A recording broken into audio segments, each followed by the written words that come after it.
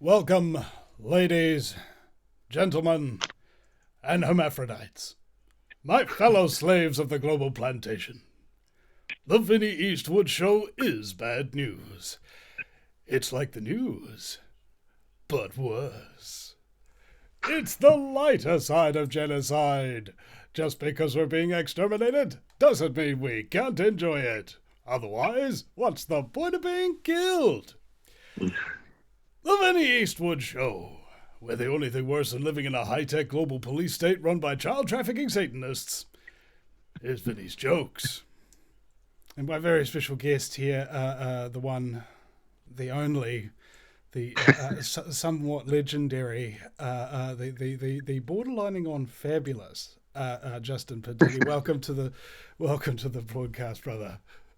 What's up, Vinny? And thanks so much for having me. I appreciate it. I've been a big fan of your show for a while. I can't actually see you on the screen. Am I supposed to hit something? You can't see me? No, if not, I'll just talk into the thing. It's all good. But yeah, I can't see it. Oh, okay. Well, it's all good. We can see you. We can hear you, and it all seems to be fantastic. So we may during the break try and sort that out for you. But no problem. For the meantime, for the listeners, please just tell us a little bit about who you are and what it is you do. I'm not really sure how to define that. It's kind of strange. I'm just kind of someone who's very unhappy with reality and almost everyone in it. So what I try to do is go around questioning everybody's belief systems because as sad as it is, I don't really think the people of this planet are too bright. And someone needs to do something about it, which you are. So that's why I'm a fan of yours, you know? Yeah, it's... I remember I had a comedian on the show once named Wyeth Chalmers from New Zealand. And I asked him, why do you make jokes, Wyeth? And he says, I don't know. I see a guy with a funny hat there or something, and I make up a little story about him. And I was kind of thinking about what he said a little bit and the sort of the elements at play. And what it dawned on me is that the reason why comedians make jokes is because they don't like the way things are. They don't like reality. And so they have to make things up in order to be able to deal with the fact. Is that about right? No, you hit it on a nutshell. It's to be honest with you, it's something I don't really talk about openly too much. I don't really have a problem with it, but yeah, like I kind of am just not a very happy person. So that's what I do is I take my inner rage and angst and anguish at the state of reality we live in, and I kind of just try to put my own spin on it. And at the same time, too, try to get people to like see where I'm coming from. So like maybe we can do something about it. To be honest with you, I don't even know if I consider myself I'm a comedian. I just like write. I don't know what. I guess so. I'm about to start doing more stand-ups now, but that's really my goal is to kind of go out there and just try to like, I guess, educate people in the same way George Carlin did with his craft. Because yeah, that guy was just phenomenal and had like a big impact on me.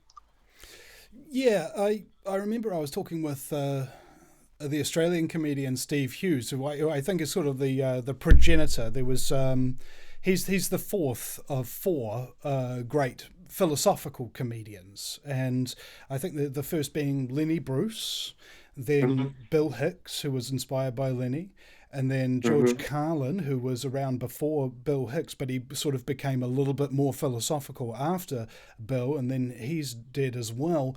And what we've got left is Steve Hughes. And this sort of comedy, he said to me that Bill Hicks wasn't really a comedian, Vinny. And I was like, what do you mean? Yeah. And he says he was actually giving people philosophy. Okay, he was a fan of thought in and of itself, and that thought that he was trying to get out to people was what eventually killed him, right? Because the angst of doing all of these jokes about the worst things in the world at that time is what I think really destroys people in general in the comedic space, because the fact of the matter is the vast majority of things you see in this world aren't that funny. And you have to, the more you know, the more of an effort you have to make in order to be able to see the lighter side. No, no, definitely. Like, I actually tell people like I'm George Carlin's henchman because he's not here anymore. So I'm kind of, at least I feel like I'm at least drawing from the same place as him. Actually, somebody's texting me about doing some stand up now. But yeah, so that's kind of the same idea with like Bill Hicks, another one of my heroes. I'm more of a George fan, but Bill's absolutely the man too. So that's kind of the angle I'm going for. I figured I'd be like their new like protege, I guess, in the 2000s or something like that. But yeah, basically, not to get into too much depth, I had a really difficult childhood, which is still you probably see in me. So I didn't have much freedom as a kid. So what I would do is I would kind of get lost in my like imagination, you know what I mean? Where a lot of people are afraid to go. Most people just put on the TV and stuff like that, and that's where they get their understanding of reality, where I kind of went inward or whatever. Like I never really was a TV watcher ever. Like even when I was a kid, I didn't really do much of that. And I think what they did is I think it strengthened my imagination or something like that, because, people look at me like King Ghidorah sometimes, like I got like multiple heads and stuff. And I'm just like, what, you never even considered this? Like, really? So, yeah. And, I think you're spot on though, with that, it coming from, that kind of like inner place or whatever, It's, what we do to keep ourselves alive, right? And people in the trenches and in wars and things of that nature, they had the similar thing. It's a coping mechanism, right? I mean, right. You could sit there and you could be real stressed out about all of these things that or you could make really terrible jokes that are even worse than the reality that you're dealing with. Yeah, exactly. Yeah. It's true, man. It's just it's like unfortunate that that's the way the truth needs to get out there, is through like a hidden, veiled way. I always tell people, because again, people kind of look at me as like a weirdo. A lot of the information that I learned and got really wasn't from book knowledge. I'm like a big video game player. And believe it or not, I learned a lot of this stuff from like video games that weren't really like censored by like intelligence agencies as like a kid. Games like Final Fantasy and all that type of stuff. They get into like these like lost civilizations and how authority's evil and like the church is enslaving you and this and that.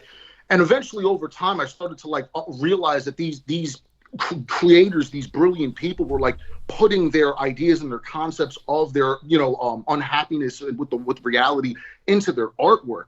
And I realized like, hey, I can do that too. And I started, and that's kind of what I'm in the process of doing now. I'm basically like working on becoming like a real deal like stand up. I've been out there on the stage a few times and I enjoy it, but it's like I don't think people realize, like, as someone who tells jokes, you probably know, like, it's not like you just go out and they put you in front of like 70 people and you tell jokes. Like, you got to go in the backs of bars with like 2 other comedians that want to see it fail. And, it's just not what people think it is. So that's why I'm not like all over, you know what I mean? Yeah, I was thinking about that myself, because I sort of wanted to get up into stand-up comedy, and then I remember all the stories that these great comedians have told about what it does to your life, what it does to your relationships, having to be on tour, having to be up late, what it does to your health. Steve Hughes had massive liver problems. He goes to his Chinese doctor, and he goes to him, "Oh, Steve, your liver is fine." And it takes a toll, I think, and we have, I think, as guys who try to make people laugh, we feel very alone, because the vast majority of people aren't funny. They don't walk around making jokes and making other people laugh and things of that nature, because they're dealing with their own crap the best way they know how, which is usually to ignore it. And they draw all these lines, right, and they don't cross them. And one of the old sayings about being a comedian is that you recognize where the line is that you should not cross, and you cross it deliberately. Yep, all day long. I don't go too far over the line. I just like to make people think, and that's kind of the problem, is that like it's the same thing with like the music industry and stuff. Like there isn't a lot of like thought-provoking content out there, you know what I mean? And I was always very much drawn to that type of information. I always tell people, like, another one of my big heroes other than like George Carlin is actually Tupac, because Tupac was the first person I saw again, like, I mentioned like my childhood was rough. Like I didn't have cable TV and computers and stuff, so I wasn't really privy to like seeing a lot of media. So I thought all these thoughts that I had myself were just my own thoughts, and I was like crazy. And I remember seeing Tupac go on interviews on like MTV and just kind of like really like put these ideas out there completely fearlessly and stuff like that. And I remember them censoring them. And that was another way I kind of pieced together like, hey, this guy's just trying to be honest and tell the truth. Like, why is that such a problem? You know what I mean? Like, and that's another way I kind of, got into the conspiracy thing and like, oh, they're totally lying to us, because he was just so open and overt about it that like there's really that you can't really get rid of the guy, Mm. Yeah, it reminds me of something my producer was telling me. He says that all artists are damaged people. Okay. Yes. This is why art actually work, and I think it's more like this mode that you get into. It's a creative hype sort of mode, and I think what happens is, because reality is that depressing and you have that many facts to back up how depressing it is, there's a part of you that wants everybody to know about it. And then when that part starts to come out, you find very quickly that the vast majority of people don't want to know about it. And, Nope. and in fact, they will hate you for saying it. Because, as Bill Hicks was saying, I've got a lot invested in this ride. Look at my furrows of worry. Yeah. Oh no, he was great. Yeah, no, you're exactly spot on. It's just it's unfortunate that we get like relegated to like the corners of the internet like this. And it's funny you said too about like like being heard. That's kind of like the whole reason I'm actually doing this. Because like I mentioned before, I was like badly abused throughout like my childhood and shit like that. And I remember like I was very open about this. Like I would tell people in my life, and people would just kind of like look at me weird or just be like, well, that's just like normal and stuff. To the point like even the school got involved, and they didn't really like do anything about it. And I just kind of like realized like after time, like it's like, somebody kind of needs to, what it is? It's like people would like always talk about how like wonderful your parents are and this and that. They're so nice and wonderful, but they didn't see what was going on behind closed doors. And the problem is that, like you mentioned before, everybody kind of just wants to like, just like kind of like ignore like the problems and stuff like that. And it got to the point where I'm like, I'm just not going to ignore this anymore. Like I'm going to get in people's face about what's been happening to me. And that's kind of what happened. And then what like you just said, like people just don't want to hear it. Like I would bring it up to people and you could see they just were like, it would get them uncomfortable. So that's when I started kind of putting it into like joke form, because I was at the point in my own head, I'm going to make these people listen to me. Like at this point, it's kind of, it's kind of ridiculous. So that's kind of what like spawned, I think, my like, I guess like my sarcastic sense of humor, Yeah, it reminds me of one time I came off stage at the Okura Forest Festival. We just did a set with my band, Vinny and the Vendettas, and I made a few jokes while I was up there. And in the green room, as we were coming off, the guitarist of the next band, he says, "Man, you're so funny, Vinny. I wish I could be funny like that." And I go, "Really? You want to be born the fifth of five children and have almost no attention and basically have TV raise you and develop your sense of humor as a defense mechanism to be able to survive without the advent of wanting to kill yourself and what have you in order to in order to be able to make jokes, right?" And he's like, "Well, no, not really." And I was like, "Well, you enjoy your life, don't you?" And he's like, "Well, yeah." And I go, "Well, I wouldn't want to deprive somebody of their joy." Right. Yeah. Yeah. I tell people sometimes, like as far back as I can remember, I've always hated being alive. Yeah. If I was blown out of existence, the only thing I'd miss is the pizza. This place sucks. And yeah, so somebody needs to do something about it. And that's why I really appreciate your show, because like you said, even within like the truth community, there aren't really like a lot of like quote unquote like goofball like funny guys, because like you said, most people aren't funny. And like you mentioned, because there's like a line, like everybody's trying to like kind of like fit inside some box. Like I'm even like more of like enlightened people, like I'm like an occultist, or I'm a Christian or a hermetic or this or that. Like I'm just Justin Pedini of Earth, and that's all you're going to get from me. And I'm not even sure about that. I kind of just go with wherever my intuition like brings me and stuff. But yeah, and when you're trying to fit into a box, it like limits your imagination. It's like the idea of like, let's say if you wanted like a Christian comedian to combat someone like George Carlin, where they have to stay in this Christianity box, whereas George Carlin's just going to draw from everywhere. Like, who do you think is going to have a wider set of material? You know what I mean? It's most, I think, comedy to a large degree that I've viewed of late is safe, and that's what makes it dull and unfunny. I think right. It's for some. There's many types of laughter. When you that kind of laughter when it's really hilarious, and then there's that kind of laughter where it's sort of like really cringy. And then there's that kind of laughter that's highly sexual and almost comes out French.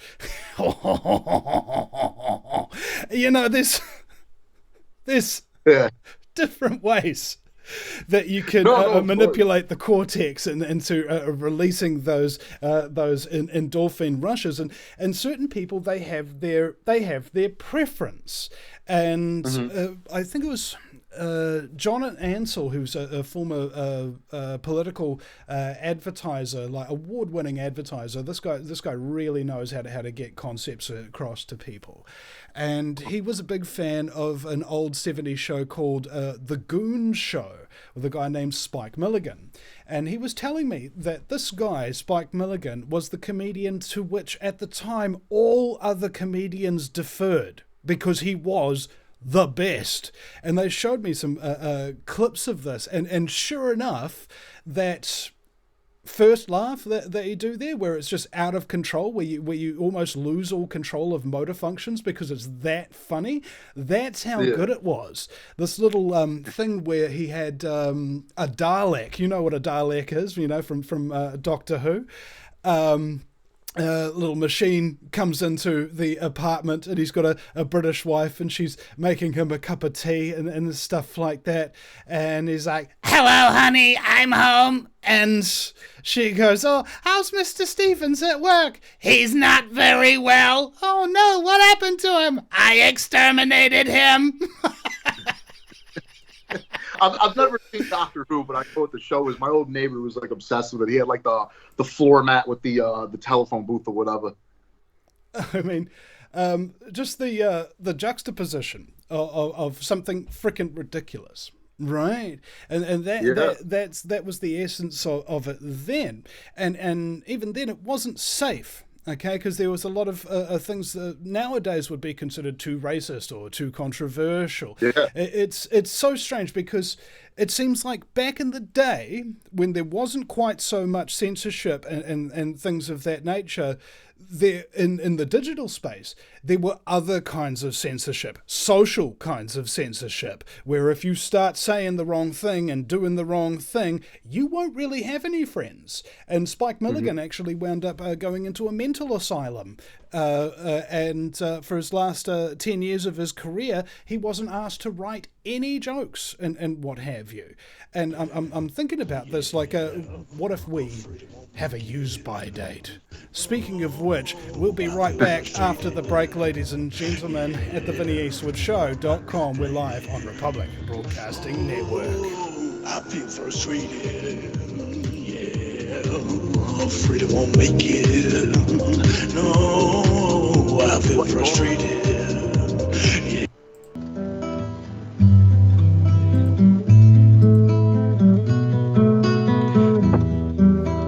Beverly Hills is going down. Everyone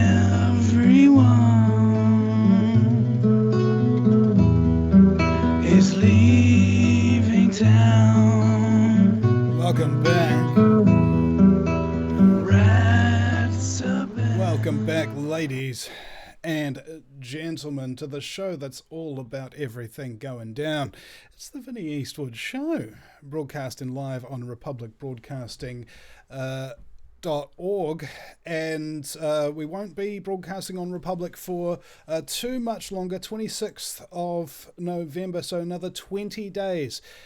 We will be moving network, and we'll be going to Ground Zero Radio. The lovely guys over there have offered me a slot on the network, which I'm very, very appreciative of, as well as I've been so grateful that RBN has given me this slot for most of this year, and the wonderful callers and things of that nature, the incredible audience that they have, and those awesome advertisers. There's just so many great products and things of that nature in between the ad breaks of the show. It makes you feel like this is a really good network, and I'll be sorry to be leaving it.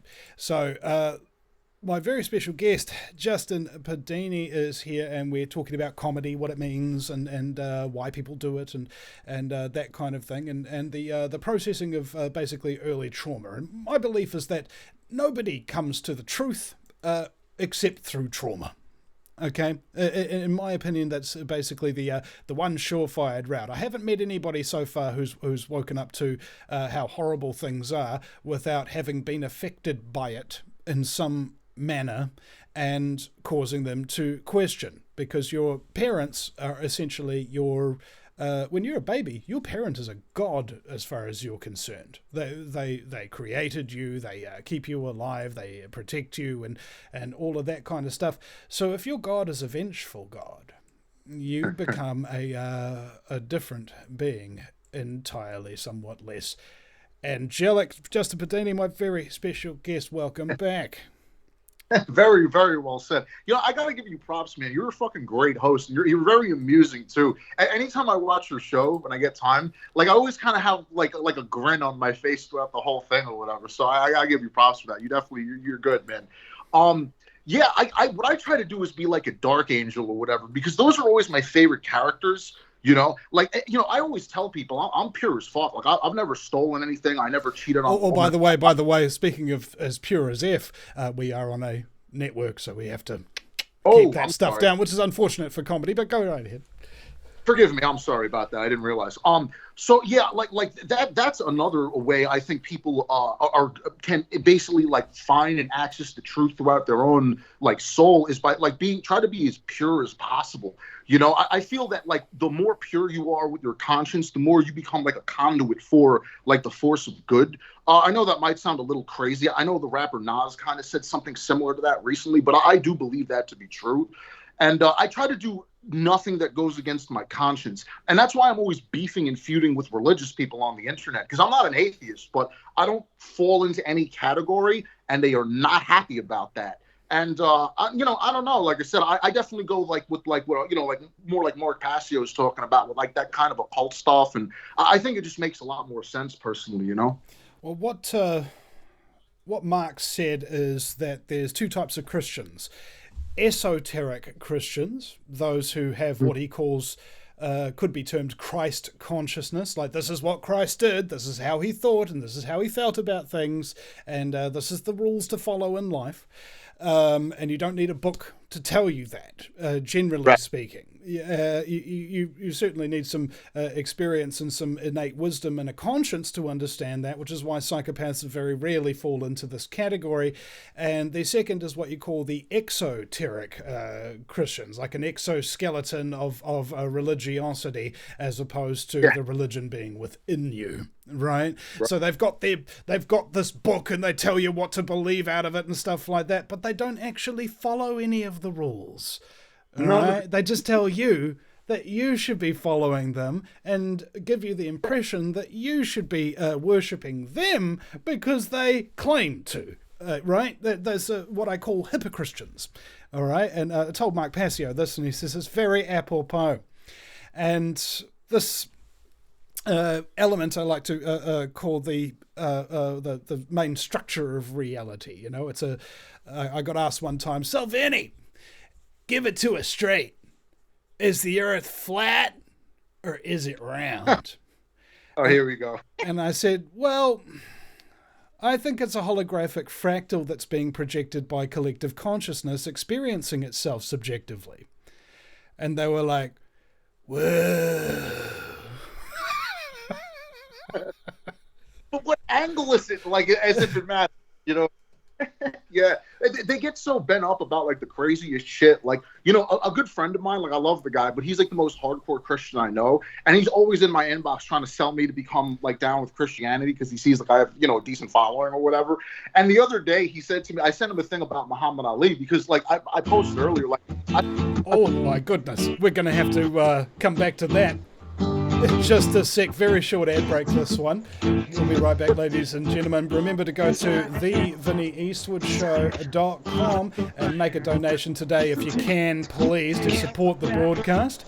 We'll be right back after these messages from Republic Broadcasting Network and our wonderful sponsors. Thank you so much. Back in time.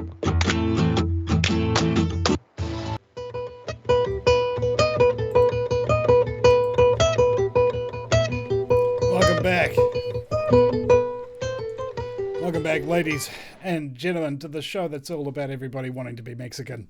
It's the Vinny Eastwood Show. And on my YouTube channel, Vinny and the Vendettas, my guitarist Mike, who came up with that little ditty there, has just uploaded the demo for Everybody Wants to Be Mexican. So go to Vinny and the Vendettas on YouTube and go and check that puppy out. My very special guest is Justin Pedini, and you were just telling me about a conversation you were having with a Christian friend of yours. Please continue. Yeah, what I like to do is I like to poke and prod religionists because people tell me I look like the devil, so I kind of like play into it a little bit. So anyway, a good friend of mine, like I said, he's always in my inbox, like trying to convert me over to Christianity. And, you know, he was always talking about how they don't judge people. You know, judgment is bad. So then what I did was I believe that there's a higher power. I just don't think it has like a name and a book and a penis and stuff like that. So basically what I asked him was like, you know, I sent him a thing about Muhammad Ali and how Muhammad Ali, you know, he came out as a Muslim or whatever you call it at some point, but then later on was just like, all these religions are praying to the same God. So I sent him this information, and then you know what he says to me? He goes, I wouldn't take information from a boxer. I mean, what's more judgmental than that? Like, you just judged an entire, like, subsect of people. And not even that, the guy himself is a personal trainer, which in my opinion is kind of like lower rank than a boxer, you know? It's just like almost everything these people say is just on some level like hypocritical. And I'm just all about the truth. That's all I'm interested in. I don't care what it is. I just want to know what it is. And I just feel like only people like you, me, and a handful of other people really, like you said, people that have been through like pain and really suffered are really interested in knowing what the actual truth of reality is, not what they were told as a kid to prove true, you know? Yeah, I said that the basic mental illness that affects both activists and politicians comes from the same root cause, which is trauma. However, the expression of that trauma is totally different depending on who it hits. One person will get traumatized and then they'll dedicate their life to preventing that trauma happening to other people. And then another group of people will be traumatized, and then they will go out and traumatize other people because they feel that as long as it's happened to them, then it's completely justified, just as long as it's not happening to them. Right. It's terrible. You're totally spot on. Yeah. You know, I wish we knew really what more to do about it, you know? So like, as far as what I'm doing right now personally in my life is me and a bunch of my buddies from like around the way. I'm basically just, you know, I just healed up. I torn my forearm. I'm back in the gym. I just want to bulk up for a few weeks.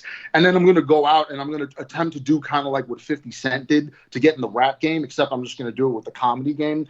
And I'm just going to go deep with a lot of these people to the stand-ups around like New York City and Queens and stuff, and kind of just try to make a name for myself that way or whatever. Because I don't know if you saw my post the other day, but like even just in one of my files, I had like 111 pages of jokes. So like I have like multiple lifetimes worth of material. I just need to like basically do something about it. And I started like a couple of years ago. And like I said, just life gets in the way, and it's just really time consuming to go to these places. But, you know, now just being the way things are, like New York, literally I'm not joking when I tell you this, like I live close to a main road. There's probably a tenth of the people on the main road that there was like 3 or 4 years ago. So now that I just have more free time, that's what I'm going to actually start doing and gunning and stuff like that. So, you know, hopefully in the future I'll pop off or whatever, you know? Yeah. Well, I think what is happening here is that the world's changing. What people are listening to is changing. Where people are looking is changing. What people are doing in their daily lives is changing. And it's not just changing, it's literally being engineered.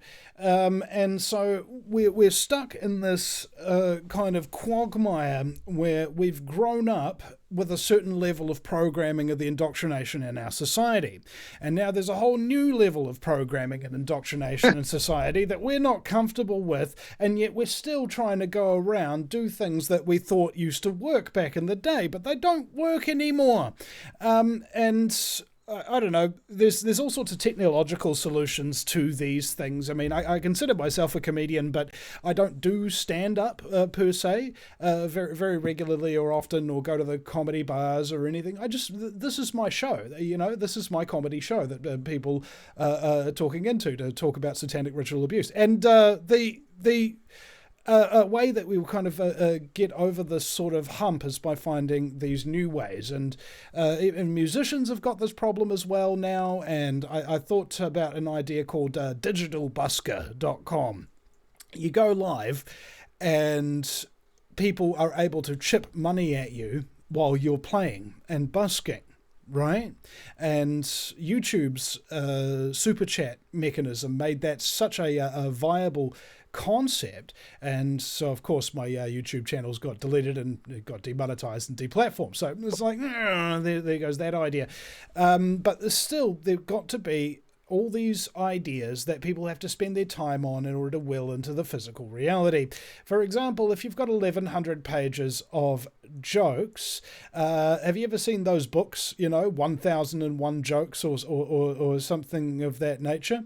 What if, and I'm just spitballing here, what if, considering you've got all those pages already written down, all you got to do is curate them, put them into categories. You know, these are lame jokes, these are good jokes, these are intellectual jokes, these are rude jokes, or so on and so forth, and publish them. And online independent publishing, I've just recently been told, is one of the main sources of revenue for a lot of people in the truth movement and intellectual freedom movement, actually, because people are able to buy those books off of Amazon and get those things printed without needing a publisher per se, and be able to live off of passive income for that. Now, that being said, is there a lot of call for comedy books these days? I mean, I remember back in during World War II, World War I, actually, when the radio was a new thing, the most popular thing that people were listening to during the time of war was comedy shows, ways to deal with the horror that they were beset by on a daily basis through the news and the media. So once a real war breaks out, we'll be the people that people turn to in order to be able to survive and get through the day. They won't be necessarily trying to stockpile ammunition and AR-15s. They'll be stockpiling jokes. That's actually pretty funny. You know, I hadn't considered that, but that actually is a really good point. I would even consider doing what you say. I'm not like opposed to it. You know what it is with me though, is like I'm fairly well known in my area because I'm just kind of an outspoken dick or whatever. So I go around to the gyms and stuff, and I just kind of go up to people and I just start telling them jokes. And everybody's always like, bro, like you have like a presence, get your ass on stage. Because somebody mentioned the book thing to me before too, which I probably will do eventually. Because I do, again, not to be like a conceited asshole, but I do think of a lot of jokes. But yeah, I definitely need to get like myself out there on stage. Like I said, I've done well with the times that I've gone. It's just that like it's just like time consuming. Like I said, I've gotten places in Manhattan, sat there for half an hour, like signed up, paid them, and they didn't even like call me, you know. And it's just kind of like the industry is discouraging. But at this point, I figured, you know, if I just go with like a squad of people, like that in and of itself, so will probably like help out. I'm pretty sure that's how the Saturday Night Live guys did it. Like I think they were just like a group of friends or some shit like that. So I'm just gonna like lead the charge or whatever, and you know, you'll probably see a lot more in the very near future. Within like the next month or two, I'm really gonna start putting myself out there and stuff like that. But you know, I appreciate you having me on the show too and everything too, because like I said, you know, I post a lot of material on my internet pages a lot and stuff, and I'm trying to, you know, just get people to see the truth, I guess, through my lens or whatever, you know. Well, I was thinking about this, and the reason why I asked you on the show is because I watch your Facebook feed, and you always come up on it every day, and there's always new jokes, there's always new memes, and they're all reasonably good, right? And that doesn't happen very often. And so I was like, hey man, other people can benefit from Justin Pedini. Find him on Facebook and add him as a friend, follow his account and stuff like that. Justin A. Pedini. And you guys will have your life benefited by his levity and whatnot just as much as I have, if not more, because I think the main thing about being a truther is the loneliness aspect, because you can't talk to people who are on your level because there's only 1% of the population that falls into that category. That means 99 out of 100 people you talk to, you're probably not really going to want to talk to them again. Yeah, that's why I do it in the way that I do, to make it like presentable. See, like that's kind of what I mean. Like I'm not shy at all. I'm a little shy now because I'm a little nervous and I also can't see you. But like I just like walk up to strangers, like whether they want to hear the jokes or not, and just start telling them the jokes. You know, normally, I mean, I'm still like 240, 250, but I'm a fairly like large and imposing guy. So most people aren't like, no, man, you know what I mean, or whatever. Again, I'm a sweetheart. I'm not, you know, pushing my weight on nobody, but it definitely helps and stuff. But again, thank you, like, you know, for the help and stuff, because like I said, we all need to work together and come together. Like too many people look at reality as like a competition, where if we all need to cooperate, you know what I mean? Like you're a fucking, oh, I'm sorry, you're a hilarious dude. Like people tell me I got jokes and stuff. We all just need to work together and band together to just educate these people that really don't want the truth, because they just don't want to face what the truth is, because then they need to rethink reality, you know? Rethinking reality is not an easy challenge, because... Oh, go ahead. Oh, I'm sorry. You know what I was going to say, though, is that like something I personally find empowering, where I it's exactly what you say, like most people don't. The way I look at it, though, is kind of like, you know, like after you understand that virtually everything that you've ever heard is a lie, you know, that seems to scare a lot of people. But like, I find that very freeing. Like, oh, shit, like Lost City of Atlantis, probably Israel, you know, like, wait, this is probably, oh, wow, those pyramids, you know what I mean? Like, to me, I find that extremely like empowering. So I'm not sure what the difference with me is than most people, but, you know, I always thought that was great. Like, oh, wow, this is all a lie. Well, I'm just going to do my thing then, you know? I think what it is if authority itself and your models of authority have lied to you, betrayed you, hurt you, and damaged you, okay, in a long period of time, your respect for authority as a concept basically falls by the wayside. Somebody says that they're an expert, you're immediately suspicious of them. Somebody says that they're an authority on this subject, you're immediately suspicious of them. So in point of fact, to be told that everything you've ever been taught is a lie not only makes sense, but it perfectly justifies your anti-authoritarian stance that you've had all this year, you know, and all these years rather. So this is the thing. If authority in and of itself is a fallacy, okay, as in there's really only one type of authority, and it's a lie, having that realization that you've now got facts to back up what you think, to back up what you feel, it makes you feel a lot better. It makes you feel a lot more free, because finally things actually make sense. Yeah, I think that's why George Carlin like had all those lists of and fire and brimstone, because like you said, like people like you basically make a list, like you said, of all like the points and things that you got on your side, and that's at least where I get like the jokes from. It's just when something doesn't go along with like the way I see it, like Bill Hicks talked about, I kind of just I put my own 2 cents, and usually I'm fortunate enough to have my own, I guess, like punchline about it or whatever. But yeah, it's I don't know. I was thinking about this as the point of a joke is basically that all jokes have one thing in common, one thing in particular: a victim. All right, somebody is always the butt of the joke. Now, in the Vinny Eastwood showcase, the jokes are very terrible puns, so the victim is you, the audience, and and if you're conspiracy minded, there is literally no end to the vast array of victimhood that you can make jokes out of. I know. It's great. That's the best part. Like that's what I mean. There's just so much material to draw from. Like again, like I just stay, coming up with more and more material because there's just so much to draw from. Like I don't understand how there aren't, like, everyone's not a comedian. Like I've been having a field day since COVID-19. I don't know if you ever saw my like Mount Everest video, but that did really big just because. I pointed out how like they shut down Mount Everest, and like I mean, think about the logic there. Like who with a respiratory infection wants to climb a mountain, let alone who's on top of the mountain already that's going to contract the COVID. Like it's just and like people just like what I mean think it over. Like what this is where I come up with stuff though. It's kind of ridiculous. It's to ridicule.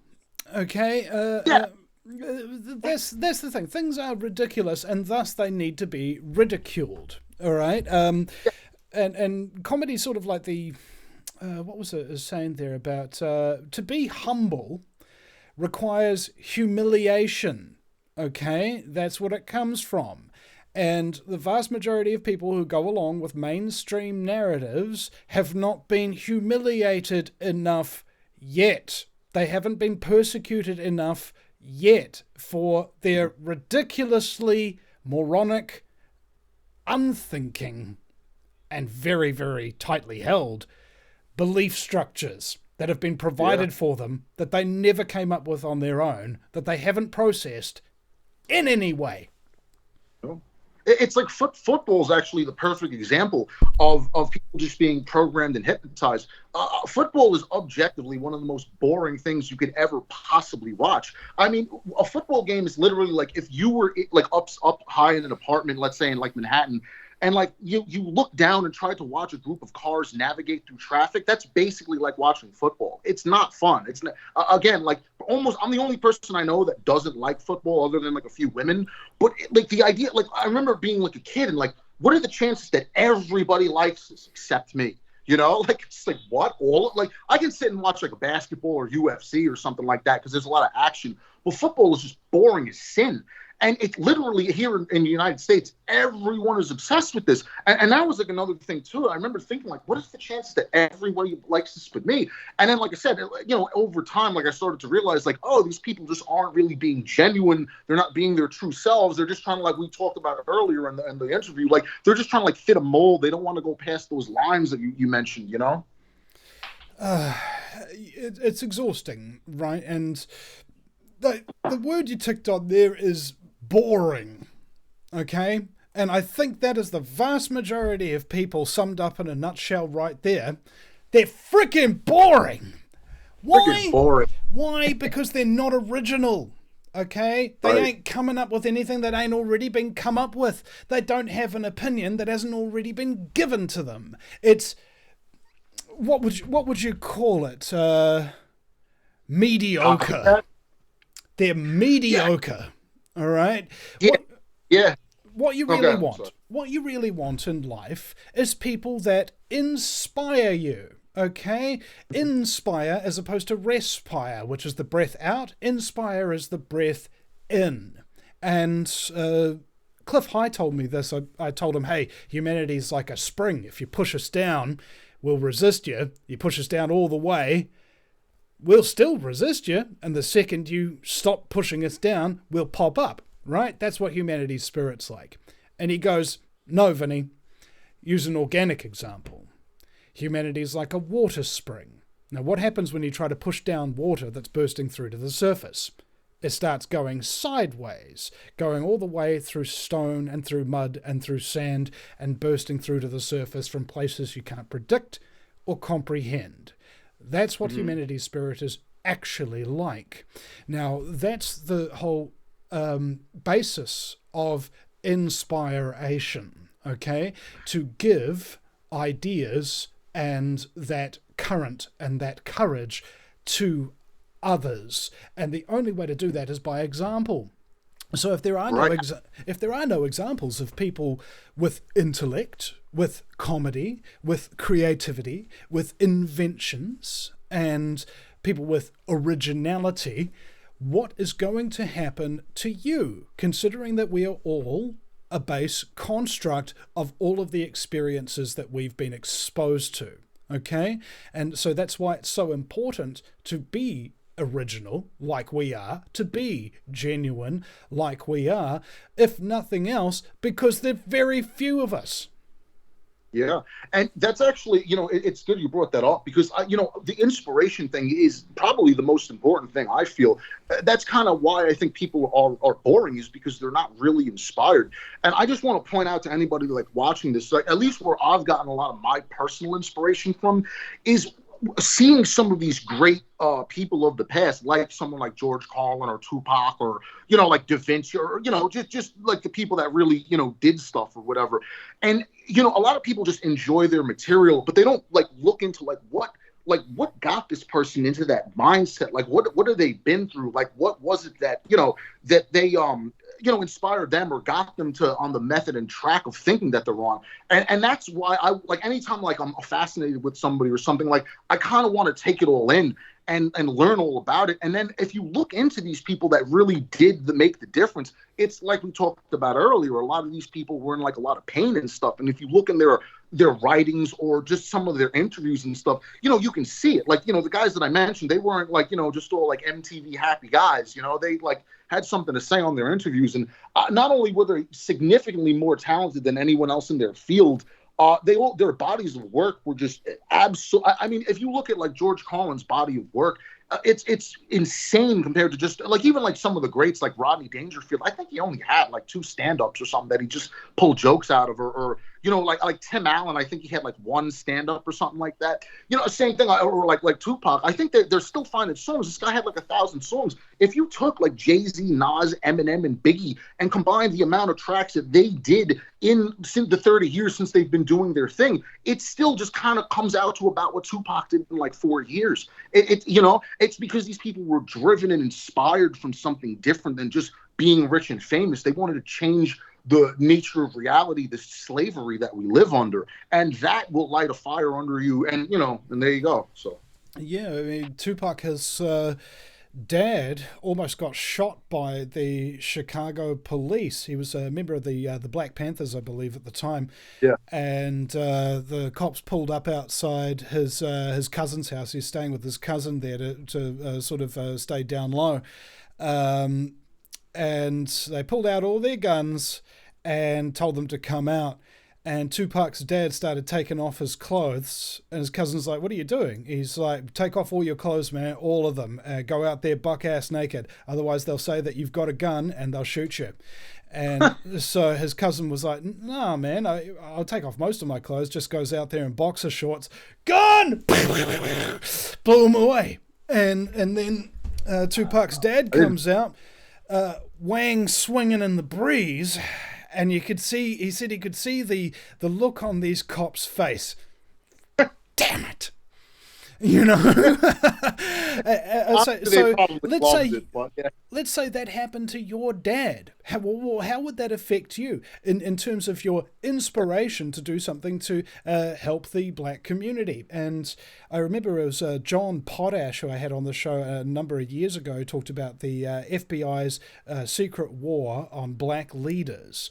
And this is what happens, I think, when you get to the point of being able to inspire people to such a degree that you're actually activating them and you're getting them to stop sitting down, doing nothing, being a voyeuristic observer of this information. You're turning a consumer into a creator. That's what they don't want. That's what makes them target you. Mm-hmm. I totally believe that. Actually, I didn't know that about Tupac's father, but they actually went after him the moment he put out a song. Tupac never had a record, a record with the law, at least, until he put out his first record, which is ironic, I guess. But yeah, for that exact reason and stuff. Yeah, and the Black Panthers, that's what they'll do because God forbid, they get equal rights or something like that. I mean, you know what it is. Like, they control all the information and how. Everything's seen. And that's one of the things, like I said, that really woke me up was seeing what they did to him in the early 90s and how they framed him and this and that, where it was just kind of like they charged him with the sexual harassment thing, but the actual charge wasn't that. And then I remember the newspaper said that it was, and I was like, wow, like they really are just trying to frame this dude. And that, when I was like 18, 19, I was like, oh wow, these people are really, really like that. Another just sort of on the same topic, another bit of censorship. I post about Godzilla a lot, which people are like, why do you like Godzilla so much? And most people don't know this, but the original Godzilla film was banned in the United States for 50 years because of what it was about. And and that's kind of the thing. I remember when I was like 5 years old, like seeing the first movie and having that explained to me about how they basically like altered and doctored the movie and then released it in the United States like 2 years later. And that was just always kind of in the back of my mind. So I was a lot more likely to, I guess just kind of consider that when I would hear things like, It was a strange time every time. Right? Wherever society is, at whatever point it is, there's a whole bunch of things that they're just not willing to accept. Whole bunch of things that they're just not willing to look at. In terms of the majority, over time, those small voices that get stamped out and ignored and abused and so on and so forth, they leave a trail for other people to pick up and keep going on as they were. So, I think that's the end of the show.